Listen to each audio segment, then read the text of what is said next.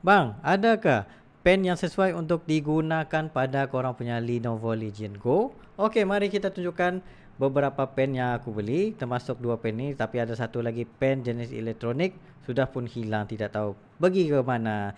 Tetapi basic pen pun korang boleh gunakan juga, dan jenis tablet ini dia bukanlah support untuk full usage yang jenis yang macam pen daripada Microsoft or whatsoever.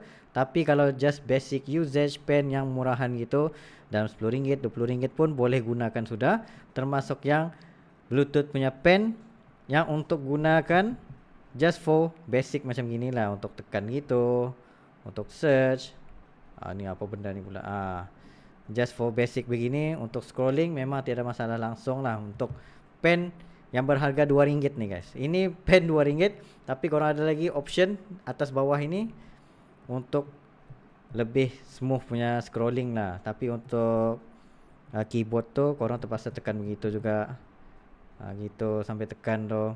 Ataupun this pen ni, yang pen ni dia ada ball pen, tapi bahagian atas dia ni pun hampir sama juga macam standard pen begitu.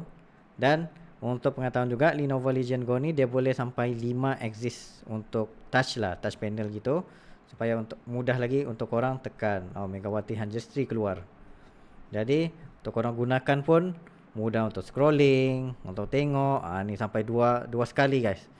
2 pen pun boleh guna begitu. Jadi untuk gunakan specific pen itu bagi Lenovo Legion Go ni sebenarnya tidak ada, tapi korang just boleh gunakan just basic kit of pen seperti ini pun sudah memadai untuk korang gunakan macam scrolling ataupun guna untuk FB itu, apa sahaja yang menggunakan this type of ni lah, picu. Kalau korang ingin beli, korang boleh pergi link di bawah.